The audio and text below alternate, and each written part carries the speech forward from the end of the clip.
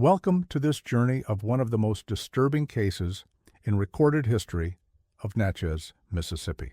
Before we begin, I invite you to leave a comment about where you're watching from and the exact time you heard this story. We're interested in knowing where and at what times of day or night these documented accounts arrive. The year was 1836, and Natchez, Mississippi, stood as a testament to the antebellum South's wealth and contradictions. Perched high on the bluffs overlooking the Mississippi River, the town was divided between the opulent mansions of Natchez on the Hill and the rougher quarters of Natchez under the Hill, where riverboat men, merchants, and those of lesser fortune conducted their business. It was in this divided world that Judge Everett Montgomery first crossed paths with Sarah Ellis, a young woman of modest means who would become the centerpiece of what locals would later call the affair that silenced Natchez society. According to county records and newspaper accounts from the Adams County Gazette, Judge Montgomery was a respected figure in Mississippi's judiciary system. At 52 years of age, he had served on the circuit court for nearly 15 years, earning a reputation for stern but fair rulings that favored property rights and the established order. The judge's imposing figure was a common sight in the Natchez courthouse, where his thunderous voice could reduce even the most confident attorney to stammers. His wife, Catherine, had passed 5 years prior after a prolonged illness that had left her bedridden for months, leaving him alone in Magnolia Manor, the impressive Greek Revival home he had built on Washington Street. The judge's household staff included 3 house servants, a gardener, and a cook, all part of the uncomfortable reality of Southern economics at that time. Sarah Ellis arrived in Natchez in early March of 1836, according to employment records preserved in the Natchez Historical Society archives. Having traveled from Richmond, Virginia, following the death of her previous employer, she came with impeccable references and was quickly hired by Judge Montgomery to manage his household affairs. At 26, Sarah was described in contemporary accounts as possessed of quiet dignity and a mind sharper than her station would suggest. Her appearance, noted by several observers in correspondence later collected by historians, was not one of remarkable beauty, but rather of striking intelligence. Her eyes, in particular, were described by Mrs. Eleanor Wilkins as unsettlingly perceptive, as if weighing one's worth with each glance. The first weeks of Sarah's employment passed without incident. The household, which had fallen into a state of genteel neglect during the years following Mrs. Montgomery's death, began to show signs of revival. Fresh flowers appeared in rooms that had long been shut up. The judge's dinners, once perfunctory affairs taken alone in his study, became more elaborate, and he began to take them properly in the dining room. According to kitchen records kept by the cook, Martha Wilcox, whose journal was donated to the Adams County Historical Society in 1902, the judge's appetite improved markedly, and he began to request dishes he had not eaten since his wife's passing. What began as a professional relationship would, within months, evolve into something that defied the rigid social boundaries of antebellum Natchez.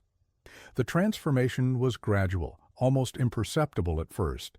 Thomas Green, the judge's clerk, noted in his professional diary that Montgomery began to arrive at the courthouse later than was his custom, often appearing distracted during morning proceedings. Judge M. twice requested that I repeat testimony this morning, Green wrote, on April 18, 1836. Most unlike him to require such repetition. The first suggestion of impropriety came in the form of observations recorded in the diary of Mrs. Eleanor Wilkins, the judge's neighbor and a prominent Natchez socialite. Judge M. has twice declined dinner invitations citing household matters, she wrote in June 1836. It is curious how a man previously so punctual in social obligations now seems entirely absorbed in domestic concerns. When I called upon him yesterday to inquire after his health, I found him in the garden with his housekeeper, engaged in what appeared to be an animated discussion of roses. He seemed almost reluctant to interrupt this conversation, though he was perfectly civil. What Mrs. Wilkins and others in Natchez's upper circles had begun to notice was a subtle shift in the judge's behavior. Where he had once been present at every significant social function, he now frequently remained at home. His appearance, too, had changed. According to the observations of James Wilson, the gardener, whose testimony was recorded in 1850 as part of a county historical project, the judge began to take greater care with his appearance. His clothes, always of good quality but worn with indifference, were now pressed daily. He trimmed his beard, which had grown somewhat wild, and I twice observed him examining his reflection in the dining-room windows, an action I had never witnessed in the previous 7 years of service. According to servants' accounts later collected by the Adams County Historical Society, the judge and his housekeeper were often observed in conversation that extended well beyond the normal discussion of household matters. They spoke of literature, philosophy, and even politics, discussions unthinkable between people of their respective stations. Sarah Ellis, it emerged, had received an unusual education from her former employer, a widow with progressive ideas who had encouraged her to read from an extensive library. This education became evident when, according to household records, the judge began requesting that specific books be brought down from his library each evening, only to find that Sarah was already familiar with many of them. The master and Miss Ellis discoursed for 3 hours this evening on Mr. Burke's views regarding revolution, wrote Martha Wilcox in her kitchen journal on June 10, 1836. I heard their voices from the parlor as I prepared to leave. Miss Ellis expressed opinions with a confidence that would be shocking in other circumstances, yet the judge seemed not offended, but rather stimulated by the exchange. By August 1836, the whispers had grown louder. Records from the First Presbyterian Church indicate that Judge Montgomery began attending services with Sarah seated not in the servants' gallery, but rather in his family pew. The minister, Reverend Thomas Markham, later noted in his personal correspondence that he had spoken privately with the judge regarding the appearances of propriety, but found Montgomery curiously indifferent to social concern. The Reverend's letter, preserved in the church archives, continues, "When I suggested that such arrangements might give rise to unwelcome speculation, the judge replied that he had spent his life in service to social proprieties and found them increasingly hollow. I was most disturbed by his manner, not defiant, which might suggest a guilty conscience, but rather reflective, as one who has arrived at a considered conclusion." The transformation extended to the judge's professional life as well. Court records from the summer of 1836 reveal a subtle shift in his rulings. In Thornton v. Wilcox, a case involving a disputed debt, Montgomery found in favor of the defendant, a small merchant, against the plaintiff, a wealthy planter, a decision that raised eyebrows given his historical tendency to favor the planter class. In his written opinion, preserved in the state archives, Montgomery noted that justice must not be influenced by the station of those who seek it. This principle, while uncontroversial in theory, represented a marked departure from the practical application of law in antebellum Mississippi. The social pressure on the judge intensified as summer gave way to fall. According to correspondence between Mrs. Caroline Thornton and her sister in Charleston, discovered in a family collection in 1945, an informal delegation of Natchez matrons called upon the judge in early September to inquire about his intentions regarding certain social obligations.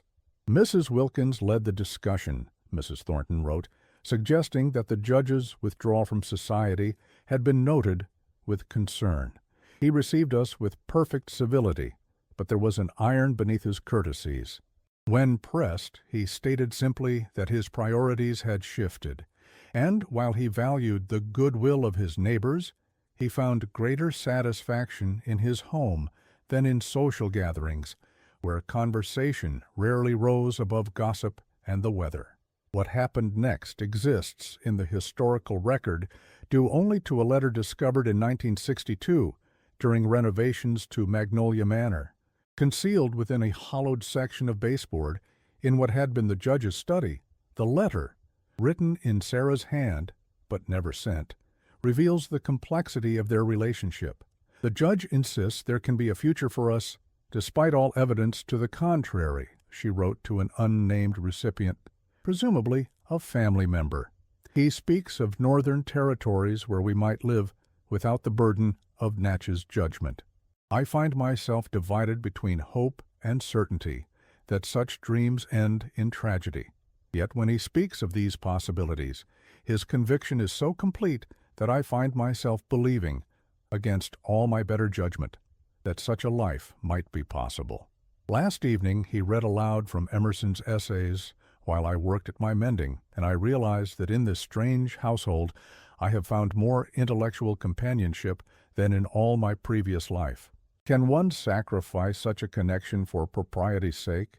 The woman I was 6 months ago would have answered without hesitation. Now I find myself calculating risks with a coldness that should frighten me more than it does. The transformation of Judge Montgomery bewildered Natchez society. According to accounts in the Memphis Commercial Appeal, which reported on the scandal once it became impossible to ignore, the judge began declining cases that involved disputes over household staff. At a time when such refusals were nearly unheard of, this change in judicial practice suggested a profound shift in the judge's perspective, one that threatened the very foundations of the social order he had long upheld. In one notable instance, documented in court records from September 1836, Montgomery recused himself from a case involving alleged insubordination, stating that, "My views on the matter have evolved such that I cannot guarantee impartiality." By October 1836, Judge Montgomery had taken the unprecedented step of elevating Sarah to the position of household manager, with a salary comparable to that of male estate managers, a fact documented in the judge's meticulously kept household accounts. This financial arrangement, discovered during an audit after subsequent events unfolded, represented a direct challenge to the economic and social hierarchies of antebellum Natchez. The salary, recorded as $40 monthly, was extraordinary for a female household employee and suggested a valuation of Sarah's services that extended well beyond conventional boundaries. The tension reached a breaking point during the autumn cotillion, a highlight of Natchez's social season. According to multiple accounts preserved in the diaries of attendees, Judge Montgomery arrived with Sarah Ellis. While she was not presented as his companion in any formal sense, her presence at the periphery of the event, neither fully participant nor clearly servant, created an unbearable social ambiguity. Mrs. Caroline Thornton, wife of a prominent planter, recorded that the room fell to whispers when they entered. The judge, oblivious or defiant, proceeded to engage in conversation, as if nothing were amiss, while the Ellis woman remained composed despite being the object of every glance. The physical positioning of Sarah at the event, as described by several observers, was itself a statement. She occupied a chair not in the servants' waiting area, but rather along the wall of the ballroom, a position typically reserved for chaperones and elderly relatives. More shocking still, according to Mrs. Thornton's account, was that when Mrs. Wilkins inquired pointedly about Miss Ellis's presence, the judge replied that she had expressed interest in the music, and he saw no reason why she should not hear it. He then returned to her side and appeared to explain some aspect of the musician's arrangement, as one might to a social equal with an interest in musical matters. The following day, October 17th, Judge Montgomery received a letter from the Mississippi Bar Association requesting his presence at a matter of professional concern. The original letter, preserved in the State Archives in Jackson, uses carefully measured language to mask what was clearly a demand for explanation. The judge's response, also preserved, simply states, "I find my personal affairs to be beyond the purview of professional oversight. I shall not attend." This refusal, unprecedented from a sitting judge, prompted an emergency meeting of the Bar Association, documented in their minutes of October 18th. While the official record is circumspect, referring only to concerns regarding Judge Montgomery's recent conduct, a personal letter from one attendee, Attorney William Chambers, to his brother in Virginia, discovered in family papers in 1920, is more explicit. Montgomery's infatuation with his housekeeper has become the central concern of the legal community. While no impropriety in the conventional sense has been proven, the blurring of social boundaries he encourages is seen as potentially more damaging than any mere affair would be. There is talk of requesting his resignation, though how this might be accomplished without public scandal remains unclear.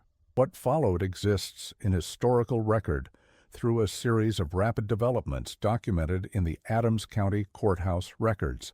On October 21st, Judge Montgomery filed papers transferring ownership of a small property on the outskirts of Natchez to Sarah Ellis, an action that would have been shocking enough in isolation, but was soon overshadowed by subsequent events. The property, according to the deed, consisted of a modest house and 2 acres of land valued at $300, a significant sum to be gifted to a household employee and a clear indication that the judge's intentions toward Sarah extended beyond conventional employment. The community's reaction to this transfer was swift. According to an account in the personal journal of Thomas Green, the judge's clerk, Montgomery was confronted that same afternoon by Judge William Forster in the courthouse corridor. Their exchange, though conducted in lowered voices, was described by Green as intense, with Judge Forster gesturing emphatically while Judge Montgomery maintained a rigid posture, his expression becoming increasingly remote as the conversation continued. On the morning of October 23rd, according to the testimony of James Wilson, the judge's gardener, a delegation of 5 men arrived at Magnolia Manor. Led by Judge William Forster, a colleague from the circuit court, they requested a private audience with Montgomery. Wilson's account, given years later to a historian compiling a county history, indicates that raised voices could be heard from the study, though the specific content of the confrontation remains unknown. The gentlemen remained for approximately 1 hour, Wilson stated. I was working near the rose trellises and could hear their voices rising and falling, though the words were indistinct. When they departed, they moved with the stiff formality of men who had reached no satisfactory conclusion. What is known from police reports filed that afternoon is that Judge Montgomery emerged from the meeting and immediately instructed his household staff to begin packing his essential belongings. According to Wilson's testimony, the judge appeared neither angry nor afraid, but rather like a man who had reached a long-contemplated decision. The staff was directed to prepare traveling trunks with clothing, personal papers, and several family heirlooms, including a silver service that had belonged to the judge's grandmother. The documentation of these preparations comes from Martha Wilcox, the cook, whose journal entry for October 23rd notes, "The house is in turmoil. The judge has ordered trunks packed for himself and Miss Ellis. When I inquired whether I should prepare travel provisions, he answered that this would not be necessary, as they would dine at inns along the route. Miss Ellis has been closeted in her room much of the day, emerging occasionally with red-rimmed eyes, though whether from tears or lack of sleep I cannot say." The events of the next 12 hours exist in historical record, due primarily to the detailed report of Constable Henry Bowman, who was called to Magnolia Manor shortly before midnight. According to Bowman's official statement, preserved in the Adams County Sheriff's records, he arrived to find the house largely empty of personal effects. The judge's clothing, papers, and several valuable items were missing. So, too, was Sarah Ellis. Her room, described by Bowman as modest but comfortable, clearly that of a superior servant, had been emptied of clothing and personal possessions. More disturbing, however, was the scene in the judge's study. There Bowman discovered a disturbing tableau that would become the center of Natchez gossip for decades to come. The judge's prized collection of law books had been arranged in a precise pattern across the floor. In the center lay the judicial robes Montgomery had worn throughout his career. Beside them, Sarah's household management ledger lay open to a blank page, a quill pen placed precisely across it. On the desk, the judge had left his signet ring and pocket watch, symbols of his position and family legacy, alongside a folded note. Bowman's report describes the arrangement as deliberate and methodical, suggesting a considered statement rather than hasty abandonment. The constable's description continues. The appearance of the study suggested not a flight from justice, but rather a ceremonial departure from a previous life. The law books, arranged in a circular pattern, surrounded the robes as if in judgment. The overall impression was of a man who had weighed his professional identity against some other value and found it wanting. The contents of that note were never officially disclosed, though rumors of its message spread through Natchez society like wildfire. According to an account published in the New Orleans Picayune 2 weeks later, the note contained only 5 words: "Justice and love prove incompatible."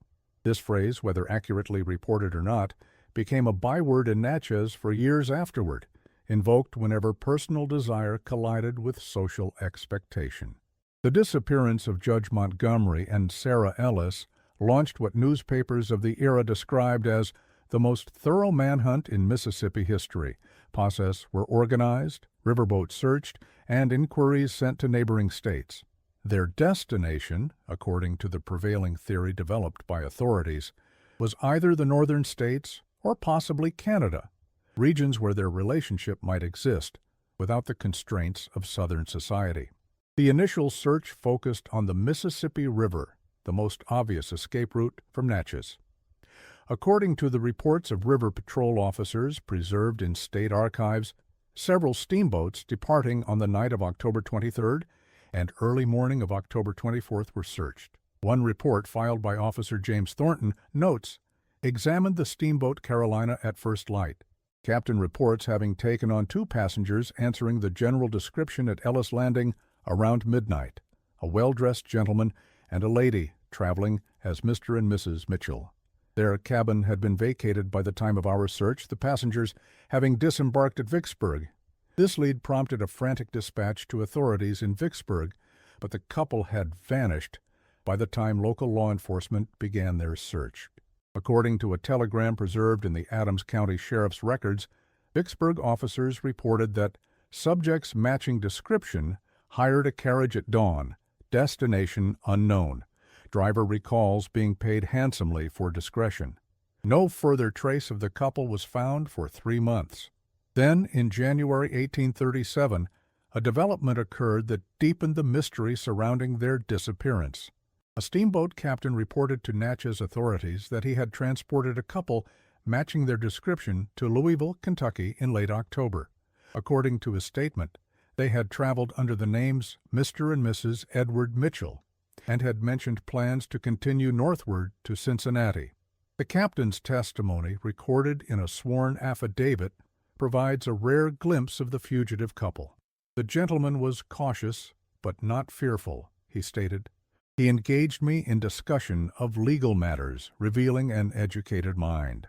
The lady spoke little in my presence, but I observed them on deck one evening, deep in conversation. Their manner toward each other was one of mutual respect rather than obvious affection. No public displays that might draw attention, but a quiet attentiveness that suggested deep understanding." This lead prompted authorities to expand their search into Ohio, but the investigation soon encountered a troubling development. According to correspondence between the Natchez Sheriff and Cincinnati Police, preserved in the Adams County Archives, a couple matching the description of Montgomery and Ellis had indeed arrived in Cincinnati in early November. They had taken lodgings at the Riverview Hotel under their assumed names. However, after 3 days they had departed suddenly, leaving behind most of their belongings. What raised alarm was the report from hotel staff that the couple had been visited the evening before their departure by 2 men who requested a private conversation. The hotel proprietor described these visitors as gentlemen in appearance, but with the bearing of those accustomed to enforcing their will. The following morning, according to housekeeping staff, the room showed signs of hasty departure, with several personal items abandoned. The Cincinnati Police report, filed on January 18, 1837, contains an inventory of these abandoned possessions. Among them were several books, including a volume of Emerson's essays marked with pencil annotations in what was later confirmed to be Judge Montgomery's handwriting. More disturbing was the discovery of a woman's shawl described as of fine quality but stained with what appears to be blood. Laboratory analysis of this era being primitive, no further determination regarding the nature of the stain was possible. The investigation might have ended there, another disappearance in an era when people could easily vanish into the expanding American frontier had it not been for a discovery made in spring of 1837. According to police reports filed in Adams County, a fisherman on the Mississippi River discovered a man's jacket caught on debris near Ellis Island, approximately 15 miles south of Natchez. In the pocket was a water-damaged notebook identified as belonging to Judge Montgomery, based on his distinctive handwriting. The notebook, portions of which were still legible, contained what appeared to be journal entries from the period after the judge and Sarah had fled Natchez. The entries begin on October 24th with the terse statement, "We have crossed our Rubicon." Subsequent entries describe the journey northward, with Montgomery noting the constant anxiety of recognition. An entry from November 3rd reads, "S. bears our circumstances with remarkable fortitude.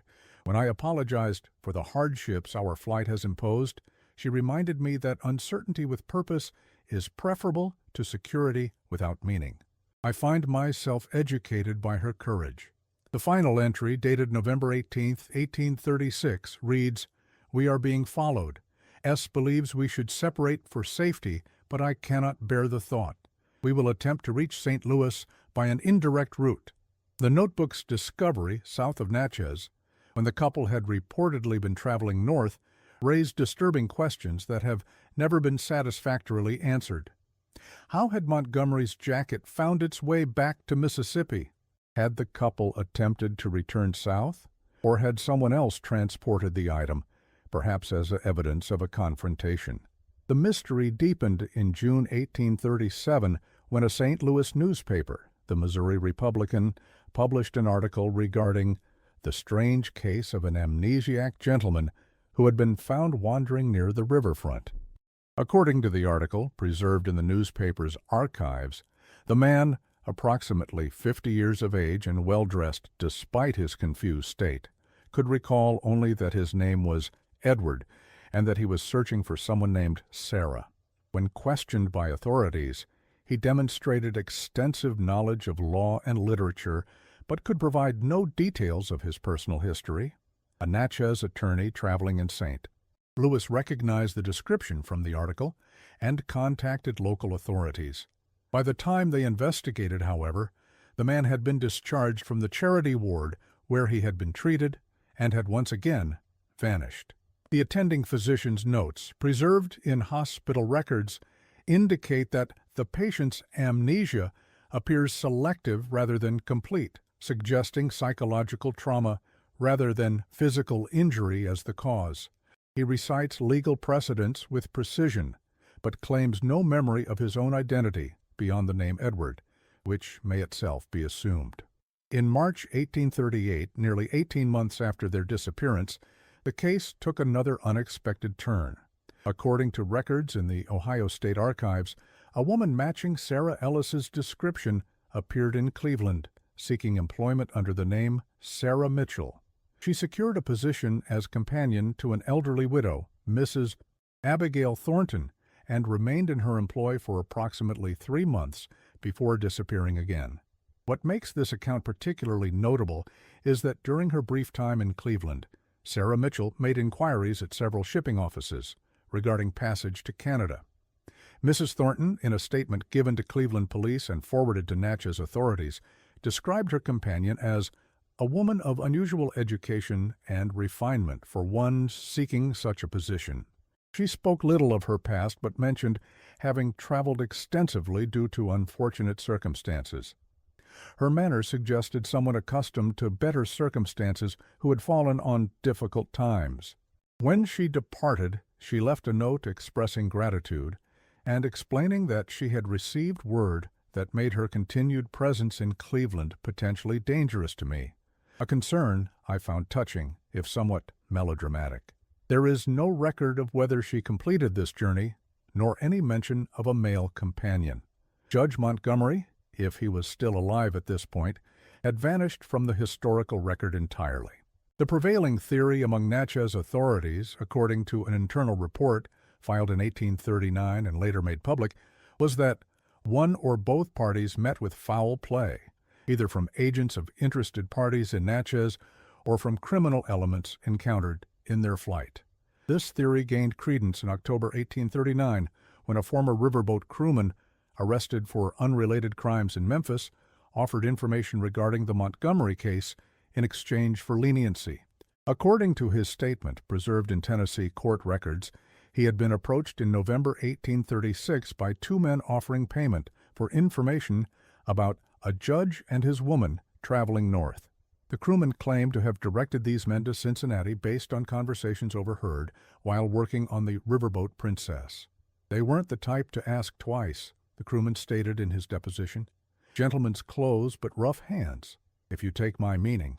One had a scar from his ear to his collar that he tried to hide, paid in gold and didn't count it out, just tossed the purse like it wasn't a month's wages inside. Didn't say what they wanted with the couple, but it wasn't to deliver good news, that much was clear. Despite this testimony, no arrests were ever made in connection with the disappearance. The investigation gradually lost momentum as months stretched into years with no definitive evidence regarding the fate of Judge Montgomery or Sarah Ellis. In Natchez, the scandal evolved from current gossip to historical legend, with each generation adding its own embellishments to the tale of the judge who abandoned everything for his servant. The case might have faded into obscurity were it not for a discovery made in 1856, 20 years after the initial disappearance. During construction of a new commercial building in Cincinnati, workers uncovered human remains in what had previously been an unused cellar. According to the coroner's report, preserved in the Hamilton County Archives, the deceased was a male of approximately 50 to 60 years of age, who had died of traumatic injury to the skull consistent with deliberate violence. The location of the discovery was significant. The cellar had been part of a building that, in 1836, housed a boarding house frequent by river travelers. According to city records, the establishment had been known as Miller's Lodging House before being damaged in a fire in 1841 and subsequently abandoned until its recent demolition to make way for new construction. Among the few personal effects found with the remains was a pocket watch chain. The watch itself was missing, with an unusual design of entwined oak leaves. This pattern matched the description of Judge Montgomery's watch chain as recorded in the inventory of his personal effects. Additionally, a signet ring was discovered, heavily tarnished, but bearing an engraved M, consistent with Montgomery's family crest. While the remains were never positively identified as those of the missing judge, the circumstantial evidence was compelling enough for the Cincinnati authorities to reopen an investigation into a possible murder. This investigation led nowhere, primarily due to the passage of time and the transient nature of Cincinnati's population in the intervening decades. The building where the remains were discovered had changed ownership 3 times since 1836, and no records existed of its occupants during the period in question. The Cincinnati Enquirer, reporting on the discovery on July 17, 1856, connected it to the Montgomery case, referring to the notorious Mississippi judge who abandoned position and propriety for his servant, only to meet a tragic end in our city. The article speculated that agents of outraged Mississippi society might have pursued the couple northward, though it offered no evidence for this theory beyond popular rumor. In Natchez, the scandal had long since transformed into legend. According to accounts collected by folklorist Margaret Walker in the 1950s, stories circulated that on certain autumn evenings, figures resembling the judge and Sarah could be seen walking the grounds of Magnolia Manor, which had passed through several owners after being sold to settle Montgomery's outstanding debts. These tales, while obviously embellished, reflect the profound impact the case had on local consciousness, a tangible reminder of the consequences of defying social order. The historical record offers one final tantalizing glimpse of a woman who might have been Sarah Ellis. In 1862, during the Civil War, a Union Army physician stationed in southern Ontario documented his treatment of an American expatriate, a Mrs. Sarah Emerson, formerly of the southern states, who had been living in Canada for approximately 25 years. According to his medical notes, preserved in military archives, Mrs. Emerson operated a small school for young women where she taught literature and natural philosophy. When asked about her origins, she reportedly stated that she had left the South under difficult circumstances, having found its institutions incompatible with conscience. The physician, Dr. James Lawrence, noted that Mrs. Emerson speaks with the measured precision of one accustomed to careful self-censorship, revealing much education but little personal history. He further observed that she wore a locket containing what appeared to be a miniature portrait, which she touched frequently but declined to open in his presence. When he inquired directly whether she had any connection to the Montgomery case, which he recalled from newspapers of his youth, her expression became guarded, and she replied that history is written by those who remain, not those who flee. While this account cannot be verified as referring to the same Sarah Ellis who disappeared with Judge Montgomery, the coincidences of timing, background, and circumspection suggest a possible connection. If this was indeed Sarah, she had constructed a new life for herself in exile, one that, while perhaps lonely, allowed her the intellectual freedom and autonomy that would have been impossible in antebellum Natchez. The historical record offers no satisfying resolution to the case of Judge Montgomery and Sarah Ellis. Their fate remains a matter of speculation, their story a testament to the unforgiving nature of a society that valued order above human connection.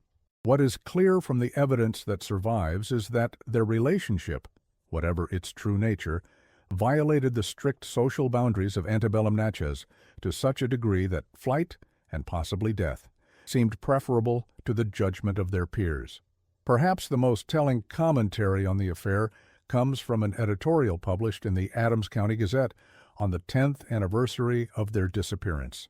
The unnamed author, possibly editor Thomas Wilson, wrote, "The case of Judge Montgomery remains a stain upon our community, not for the moral failing it represents, but for the possibility that we as a society proved ourselves incapable of the very justice the judge was sworn to uphold.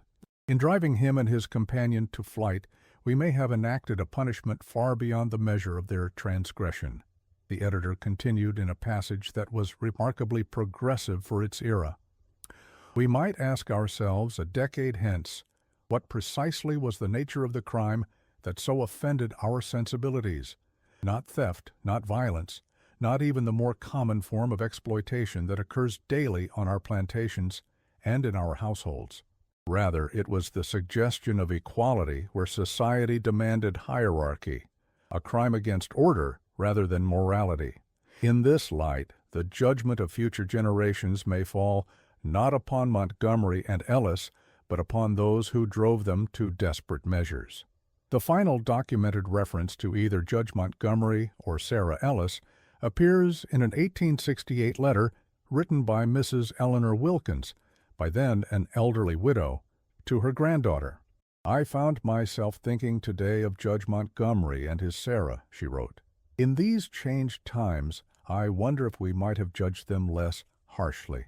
There was about them a quiet dignity that, in my advancing years, I have come to believe might have been something approaching genuine affection, a commodity too rare to have been discarded as cavalierly as we did then." Mrs. Wilkins, who had been among the most vocal critics of the judge's behavior in 1836, continued, "I recall how he looked at her during that last cotillion, not with improper passion, but with a respect I have rarely seen a man afford any woman, let alone one of her station. It occurs to me now that perhaps it was not weakness of character, but rather strength that led him to set aside the privileges of his position in recognition of her worth. Such a thought would have been unthinkable to me then. Age brings strange reconsiderations. Magnolia Manor still stands on Washington Street in Natchez, though it has been extensively renovated and now serves as a bed and breakfast catering to tourists drawn by the city's antebellum architecture. According to the current owners, guests occasionally report unusual experiences, not supernatural phenomena, but rather an inexplicable sense of being observed by unseen eyes.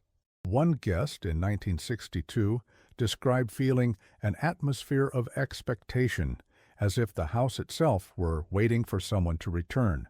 During the renovations of 1962 that uncovered Sarah's hidden letter, workers also discovered a concealed space beneath the floorboards of what had been the judge's study. Within this cache, preserved in a tin document box, was a collection of papers that shed additional light on the relationship between Montgomery and Sarah. These included several poems, apparently written by the judge, that reflect a profound intellectual connection.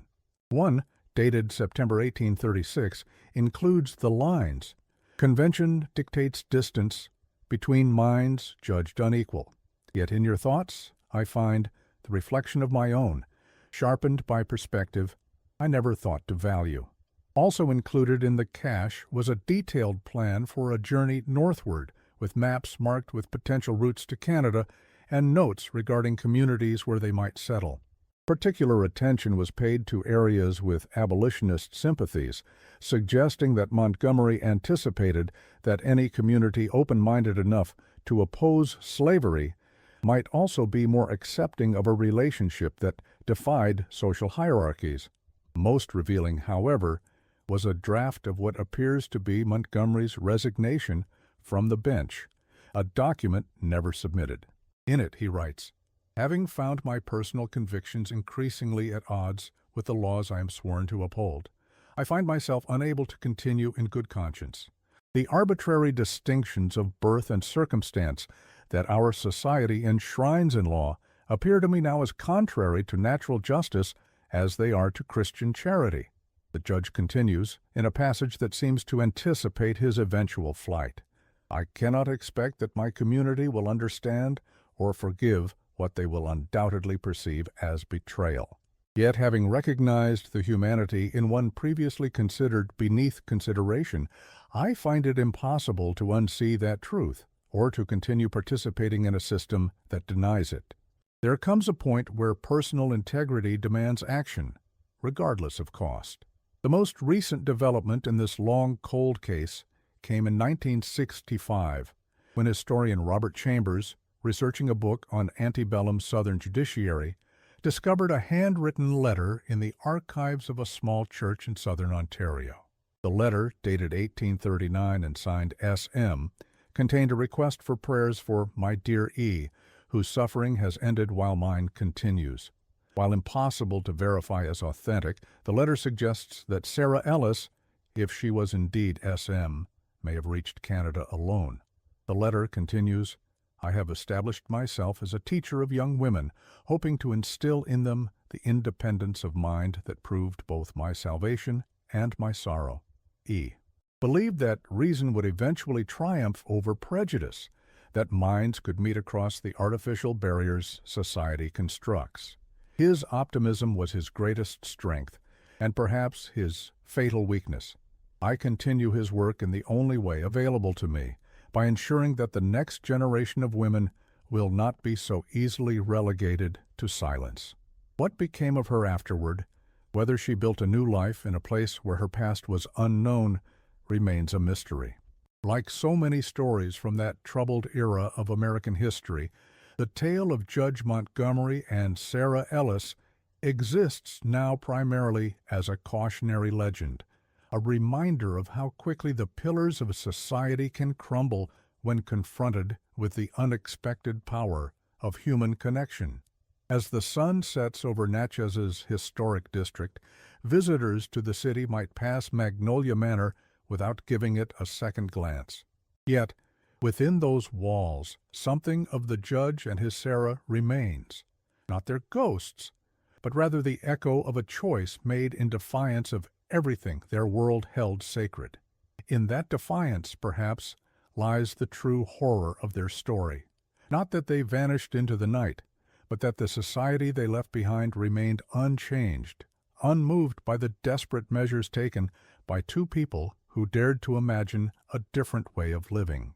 The file discovered in the Ontario Church Archives included another document alongside the letter signed S.M., a small hand-drawn map of what appears to be a property on the outskirts of a town labeled only as L. According to notations on the map, the property included a modest house and a large garden. A small structure at the rear of the garden is labeled E's Study, suggesting that the couple may have been reunited in Canada at some point before the judge's apparent death. This possibility gains credence from a deed of sale discovered in provincial records by researcher Margaret Wilson in 1968. The document, dated 1840, records the purchase of a property matching the description in the hand-drawn map by Sarah Mitchell Widow.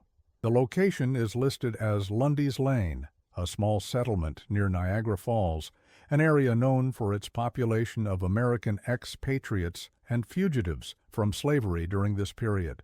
Local tax records indicate that Mrs. Mitchell maintained ownership of this property until 1862, when it was sold to a family named Thompson. Church records from the same period include occasional references to Mrs. Mitchell's academy, suggesting that Sarah had indeed established a small school, as mentioned in the letter. A notation in the parish registry from 1843 records a donation to the Church Poor Fund in memory of E.M., possibly confirming that Judge Montgomery had at one point rejoined Sarah in Canada, but had died by this time. If this reconstruction is accurate, it suggests a narrative somewhat different from the prevailing theory of pursuit and murder in Cincinnati. It appears possible that Montgomery may have survived whatever transpired in Ohio and eventually made his way to Canada, where he and Sarah lived quietly for some period before his death, possibly from natural causes given his age and the stresses of their flight. The final piece of evidence regarding Sarah Ellis comes from the 1860 Canadian census, which lists a Sarah Mitchell, age 50, teacher residing in Niagara. Her place of birth is listed as Virginia, consistent with what is known of the real Sarah Ellis. The census indicates that she lived alone and had no family in Canada. After this entry, she disappears from official records, though local legend in the area, recorded by folklorist James Thompson in 1932, speaks of the American lady who taught generations of girls to think for themselves. In Natchez, the repercussions of the Montgomery Ellis affair extended far beyond gossip. According to court records, the scandal prompted a tightening of legal and social restrictions governing relations between social classes. In November 1836, barely a month after their disappearance, the City Council passed an ordinance prohibiting household employees from occupying the same pew as their employers in churches, a direct response to one of Montgomery's most public challenges to convention. More significantly, the Mississippi legislature amended state law in 1837 to explicitly prohibit the transfer of real property to household employees, closing what was perceived as the loophole Montgomery had exploited in deeding land to Sarah. The legislative record explicitly references recent events in Adams County as justification for this change, making it clear that the law was a direct response to the judge's actions. The legal community in Natchez underwent a period of intense self-examination following Montgomery's flight. Bar Association records from 1837 indicate that a committee was formed to develop guidelines for judicial conduct that would prevent similar incidents in the future. These guidelines, adopted in March 1837, included provisions regarding the maintenance of appropriate social distinctions and the avoidance of relationships that might compromise judicial impartiality or public confidence. Thomas Green, Montgomery's former clerk, noted in his professional diary that the judge's name has become a watchword among the legal fraternity, invoked whenever someone shows signs of questioning established customs. Remember Montgomery is whispered as a caution, though whether the warning concerns his fall from grace or the retribution that may have followed him north depends on who is speaking. The long-term impact of the case extended beyond legal and social regulations. The journalist William Harris, writing in the New Orleans Tribune in 1856, following the discovery of remains in Cincinnati, observed, "The Montgomery affair exposed the fragility of Southern social order, revealing that even those most invested in its maintenance might come to question its foundations." This lesson was not lost on those who dedicate themselves to preserving the status quo. The response was not self-examination, but rather reinforcement of barriers, a doubling down on distinctions that might otherwise have gradually eroded. Harris continued in a passage that was controversial for its era. In driving Montgomery and Ellis beyond the boundaries of acceptable society, Natchez demonstrated the very rigidity that may eventually prove its undoing. Systems that cannot bend must eventually break, and the winds of change continue to blow despite all efforts to still them. The resonance of the Montgomery-Ellis story continues to echo in Natchez today.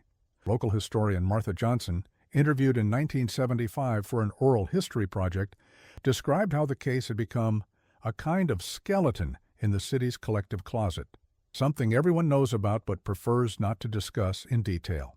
It's as if the questions their relationship raised are still too uncomfortable to confront directly, even after all these years. Johnson, whose grandmother had been a young woman in Natchez at the time of the scandal, recalled family stories about the affair. "My grandmother said that what shocked people most wasn't the suggestion of intimacy between Montgomery and Sarah. Such arrangements, while not publicly acknowledged, were hardly uncommon. What truly scandalized Natchez was that he treated her as an intellectual equal, engaging with her mind rather than merely her body. That was the true transgression in a society built on the premise of natural hierarchy." In the archives of Natchez College, a collection of letters between former Judge William Forster and his brother in Virginia provides a rare glimpse into the thinking of Montgomery's contemporaries. Writing in December 1836, Forster described his last meeting with Montgomery. "I appealed to his sense of responsibility, reminding him of the potential consequences of his actions, not merely for himself, but for the stability of our entire social fabric. His response chilled me, not for its defiance, but for its calm rationality." Forster continued. He stated that having observed the humanity and intelligence of one previously considered inherently inferior, he could no longer in good conscience uphold a system predicated on denial of these qualities in entire classes of persons. When I suggested that one exception need not undermine general principles, he responded that exceptions proved not the rule, but its fundamental unsoundness. It was as if a mathematician had discovered a single case that invalidated an entire theorem. His logical mind could not compartmentalize the contradiction. The relationship between Judge Montgomery and Sarah Ellis, whatever its precise nature, challenged the foundations of antebellum Southern society in ways that mere physical transgression could not. By recognizing her intellect, by engaging with her as a thinking being rather than a subordinate, Montgomery called into question the entire framework of assumptions that justified the region's rigid social hierarchy. In this light, the pursuit that may have led to his death takes on broader significance, not merely as personal vengeance, but as the defense of an ideology threatened by the recognition of common humanity across artificial boundaries. The horror of the Montgomery-Ellis case lies not in any supernatural element, but in the revelation of how far a society will go to preserve its foundational myths when confronted with living contradictions. Researchers continue to occasionally revisit the case, searching archives and local records for any overlooked clue that might shed light on what truly became of the judge and his housekeeper. In 1978, an archaeological survey of the property in Lundy's Lane that may have belonged to Sarah Ellis uncovered a small family cemetery containing 3 graves. According to the report filed with the Ontario Historical Society, one headstone, weathered but still partially legible, bore the inscription E.M. 1836-1843, followed by the phrase "Justice at Last." While this discovery provides tantalizing support for the theory that Montgomery survived to reach Canada, conclusive proof remains elusive. Without DNA analysis, impossible given the age of the remains and the lack of confirmed descendants for comparison, the graves in Lundy's Lane remain simply another piece in a historical puzzle that may never be fully assembled. Drawing on previously undiscovered documents in private collections, Carter argues that the relationship between Montgomery and Ellis, regardless of whether it included a romantic element, represented a profound intellectual meeting of minds that proved incompatible with the hierarchical assumptions of their society. Carter's research uncovered a fragmentary journal maintained by Sarah during her first months in the Montgomery household that suggests the development of their relationship was gradual and initially centered on literary discussion. In 2005, historian Elizabeth Carter published Across Boundaries, The Montgomery-Ellis Affair and the Fragility of Social Order, the most comprehensive academic treatment of the case to date. An entry from April 1836 reads, "The judge expressed surprise at my familiarity with Shakespeare's sonnets. When I explained that my previous employer had encouraged my reading, he seemed genuinely pleased rather than disturbed by the evidence of education. He has offered access to his library, a kindness I had not anticipated." A subsequent entry, dated May 1836, offers further insight. "Discussed Milton's Areopagitica with the judge this evening after household accounts were settled. His perspective on censorship reflects his judicial philosophy, a belief that truth emerges most clearly when allowed to compete freely with falsehood. I ventured to suggest that such competition requires equal standing among participants, a comment that seemed to give him pause. He asked whether I referred to my own situation, a question I deemed prudent to deflect." These glimpses into the development of their relationship suggest that it was through intellectual exchange that they first recognized each other's humanity, a recognition that inevitably led to questioning the social structures that defined their respective positions. In this sense, their story represents not merely a personal tragedy but a microcosm of the larger tensions that would eventually tear apart the antebellum South. As the sun sets over Natchez today, Magnolia Manor stands as a silent witness to a history more complex than the sanitized version often presented to tourists. The current owners who operate the house as a bed and breakfast have chosen to incorporate the Montgomery-Ellis story into their narrative of the property's history, though in carefully measured terms that emphasize the mystery rather than the social transgression at its heart. "Most visitors find the romantic elements of the story appealing," explains current owner Margaret Thompson. "The idea of a forbidden relationship, a flight into the night, it has all the elements of a Gothic romance. We tend to focus on those aspects rather than the more challenging questions about social hierarchy that their relationship raised. Those questions remain uncomfortable for many people even after all this time.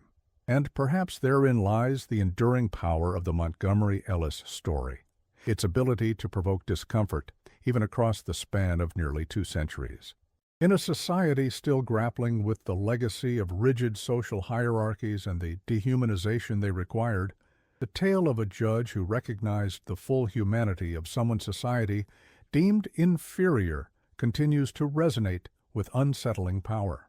The horror of their story lies not in spectral hauntings or supernatural vengeance, but in the very human capacity for both cruelty and connection, in the recognition that beneath the elaborate social structures we construct lies the simple, terrifying truth of our common humanity, a truth that can be denied only through increasingly desperate measures.